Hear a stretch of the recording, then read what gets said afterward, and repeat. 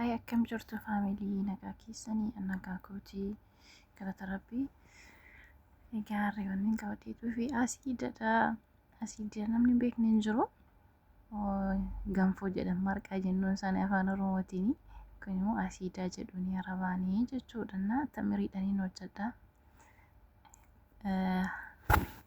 Araboonni waan tamiraan jaalataniif jechuudha. Nu biratti isin hojjetaman garuu araboonni irra caalan tamiraan jaalatu jechuudha. Tamirii kiyyaa fidee jira. Tamirii kana ammoo jechuudha bishaan ho'isee tanan bishaan ho'aadhaan kananii bulbulu jechuudha. Akka juusii akkanaaf ta'u jechuudha.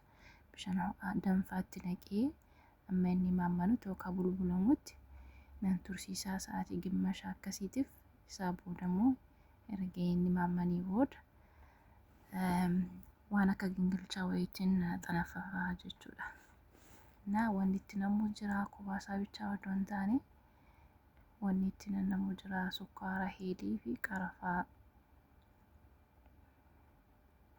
itti naqadhee bishaan koo qadaadee jiraanna. Akka harkasiin hin gubne tursiisuu qabdu akkas daqiiqaa 30 hamma isin qabbanaa'utti jechuudha. Innis immoo isiniin rakkisuu hin bulbulamaa jechuudha. Akkuma bishaan itti naqxaniin akka harka keessan hin gubne harka kan keenyifanii kunoo akka kanatti naa bulbulameetu jira. Amma fuudhee nana xanaffafaa jechuudha. Waaw! Inni tamirii bareeda kuni tamirii nutsuudha. Tamiraa waan jaalataniif jechuudha. Kunoo asitti gingilchaa kiyyaan xanaffafeetii jira. Argitanii akka juusii naaf ta'ee jira jechuudha. Wanni isa itti naqu immoo kun qarafaadha jechuudha. Qarafaadha akkama kun heelii jedhanii isa arabiffaan jechuudha. Daakamaa kun immoo sukkaaraa jechuudha. Sukkaaraan boodas immoo zayitiin itti nama. Zayitiin immoo yoo zayitii sumsumii qabaattan baay'ee bareeda. Zayitii sumsumii yoo qabaachuus baattan garuu zayita adiidhaanis ni ta'a garuu irra caalaa zayitii sumsumiidhaan baay'ee bareeda jechuudha. Sukkaarri bakka kanatti baay'ee itti naquu qabdu sukkaara waan jaalatuuf jechuudha. Irra caalaa isaanii sukkaara waan jaalataniif sukkaarri baay'achuu qaba. Akkuma argitan baay'een itti naqe jechuudha sukkaara. Deebisanii immoo gubbaarraanis itti naqu jechuudha. Erga hojjetameen booda amma sukkaaraa fi zayitiin itti naqamaa jechuudha. Kana qofa miti. Nyaatan saayinaa irratti sukkaaraaf fayyadamu zayitis isa lammataa hin fayyadamu jechaadha. Kunoo akkuma argitan zayitii sumsumiidha kuni xiqqoo ishiin itti naqadhee jiraanii naadaffaa jira jechuudha. Kun immoo tahiinii. Tahiinii kuni raqama lamadha. Raqama tokkos gochuu dandeessu garuu irra caala immoo kan mi'aawu raqama lamaan jechuun lakkoofsa lamaanii jechuudha.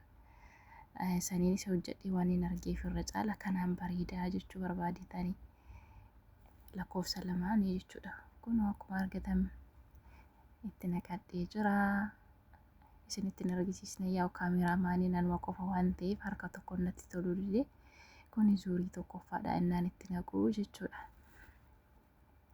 Marqaanii sukkummaa barbaada beektu baay'ee sukkummaa barbaada akkasittis kan mi'aawu bishaanis akka isin jalaa hin hanqanne argitanii innaan ani marqu jechuudha kan laalaa kan jedhe akkasittis kan mi'aawu yoo gumamaan kadhamaan dirree calaffa godhanii nyaatan indas nama jedhu akka hin jabaanne jechuudha laafaa akkanaati.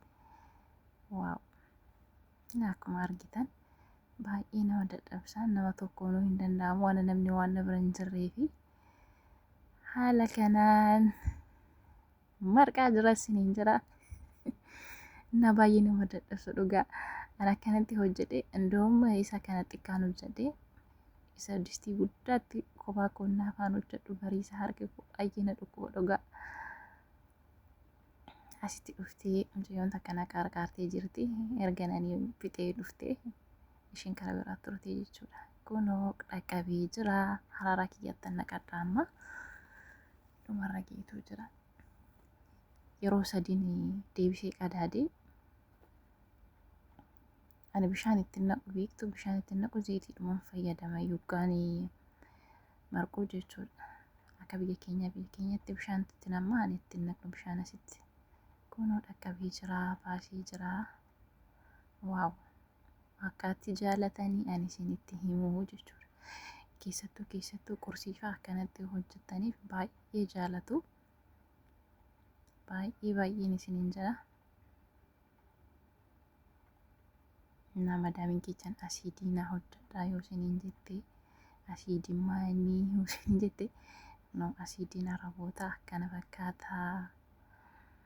Haala kanaan bareechee jira isinitti himuu danda'u yaa mi'aasaa. Dhugaa ani marqaan jaalladhu asittan marqaa nyaachuu jalqabe. Sababa isaaniitiin jechuudha biyyatti nyaadhu ani marqaa. Yaa kun sukkaara waan ta'eef hin beeku.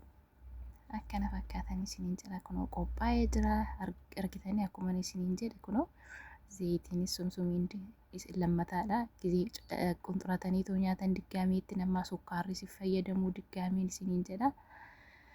Isaan hin ga'u jechuudha sukkaarri. Inna haala kanaanii qursii hojjechuuf hin dandeessu kan koo jarri garuu immoo raata nyaatu irra caalaa raata nyaatu yoo raafis immoo ganama sin fayyadamu jechaadha. Like, subscribe, share gochuudhaan na jajjabeessaa isin jedha.